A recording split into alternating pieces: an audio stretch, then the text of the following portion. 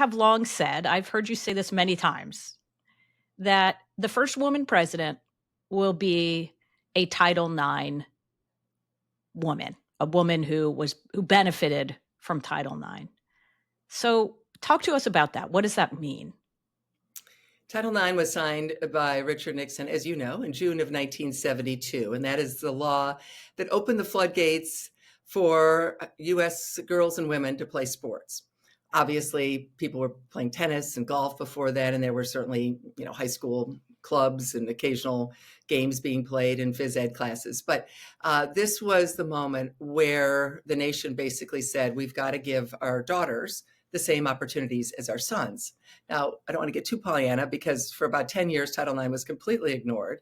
You had football coaches, Big Ten, big broad-shouldered coaches, like, we don't want women playing sports and we don't want them getting the same, letters. And getting our money, right? Was that the big concern? It was about they're going to take our money from our programs?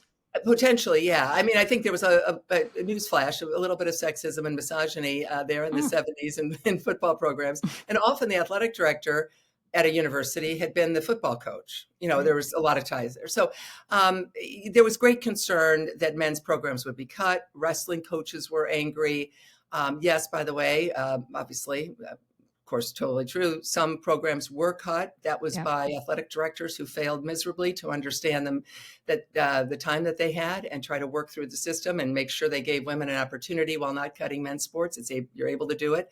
Obviously, football is going strong to this day, 52 and a half years later, almost 53 years later, I guess. Men's basketball, clearly. But the idea was if you get federal funding, which every school does, even private schools, there's Pell Grants and all kinds of, right. The roads get worked on by your government, et cetera, then you are in some way or other, you are then subject to Title IX. And so it's only 37 words, but it truly, and the idea behind it first, Amy, was for law schools and med schools. And it's a very simple thought. American taxpayers, men and women, are giving this money. How in the world can you then only use it for men? And so, med schools, law schools, look at the result. More women, I believe, certainly many colleges, maybe all, are now in med schools than men, and more than 50% women in law schools, many, many places. Yes. So, I think it's now more women now in both, just overall, nationally, the percentage of women in law and medical school exceeds that of men. Yeah. And that was certainly a Title IX. That was really the thought. Then a few years later, people started going, well, what about sports? And it's high school and college. And, pretty much anyone who's listening or watching us probably has a daughter, a niece, a granddaughter, a sister, a wife, a next door neighbor who is, next door neighbor, a girl next door neighbor who has, they watch come and go with their sports bag slung over their shoulder and switching uniforms in the car and then going on to the next sport. And so every American knows what we're talking about here. Think about it. If you were driving, not that you would have been, would have been a tiny little kid in 72, but if people were driving by a field in the 70s and they saw a girl there, the odds are she was there to tell her brother it was time to come home for dinner. She'd been sent by her mom or something. Get your brother and bring him back.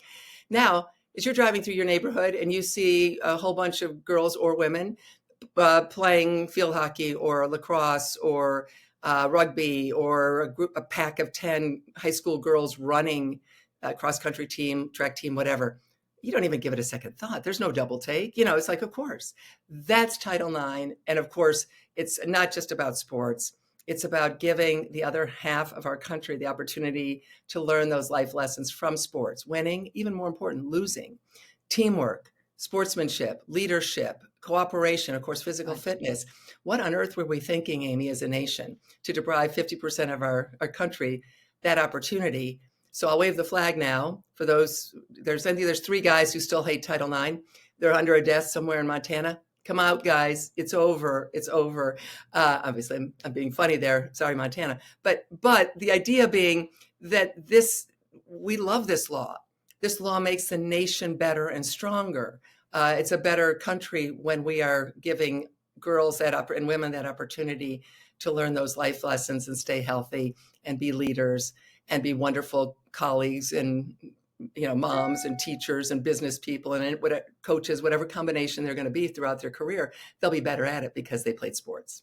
Right. And so your contention is that, again, I will say, for those of us in the Gen X generation, and then going forward from there, we're beneficiaries of Title IX, right? So if you came of age in the late 70s, early 80s, you were more likely to have benefited from this, which suggests that the female president, if this is your contention, that because of those skills that you picked up on the field or on a court will translate later in life, including into politics, that the female president will be someone who played sports as a high schooler, or maybe she played in college, or right, that it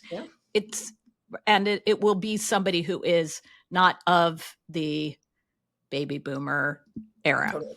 Right. Yeah. So I'm a baby boomer, kind of near the end, but I had sports in my life totally because I had my own personal Title IX. Your dad. I had my dad, yeah. Right. And my mom too was totally supportive. And I'm, as you know, almost 6 feet tall, 5'11" and a half. And so, I was playing sports with the boys, but we didn't have organized teams until freshman year of high school. And I was a 6-sport athlete in high school. Not because I was so good, but you just could play everything because no one really cared. And there was no idea of really going on to college or getting a scholarship or anything like that. So that was then. Absolutely. I'd say anyone born, well, if you're in high school in the 80s and 90s, you're starting to get Title IX, a good dose of Title IX. And if you're born, say, like a certain basketball player who was born in 2002, where's number 22, and that age group, and I have a niece who's a year younger, who's a great athlete in college, then you're getting Title IX on full blast. Yeah. So we're already seeing it. I was able to moderate a panel on the exact day of the 50th anniversary of Title IX, June 23rd of 2022. Tom McMillan organized this, the former congressman and Maryland men's basketball star. And among the panelists were Lori Trahan, congresswoman, who was on a great volleyball player at Georgetown, and Susie Lee, the congresswoman from Nevada, who had been a swimmer, Sherry Bustos, who is now retired, I believe, right? But from Illinois. Yep. I believe her sports were basketball. And volleyball. And Sharice Davids, who is martial arts. I'm sure I'm getting the exact wrong thing she does, but the thing she does wrong, but mixed martial arts, I believe.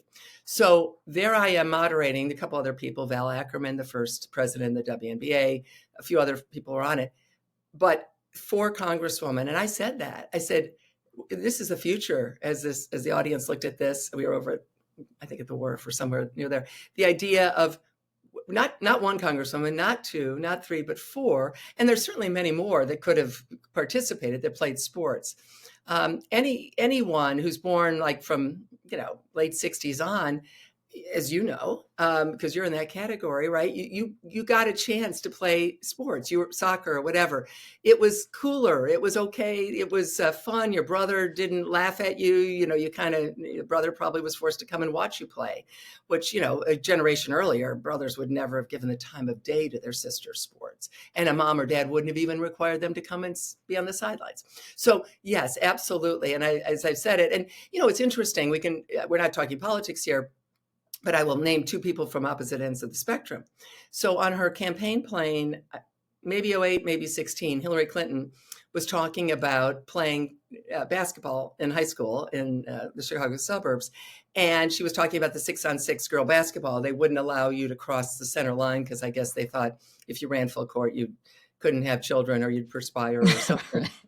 But Hillary Clinton was telling the story. I find the YouTube clip somewhere. I just remember seeing it. And it was really funny. And Hillary Clinton was born in 1947. I'm pretty sure. I think she's born in 47. And so there's that. Sarah Palin was born in 1964. And she was zipping all around Alaska. Her dad was her coach on some sports. I think she was a 3, 4, 5 sport athlete in high school. And tough as nails. Obviously, Hillary Clinton is also tough as nails. So from 1947 to 1964, the difference, again, forget the politics, but something for everyone in this conversation, obviously.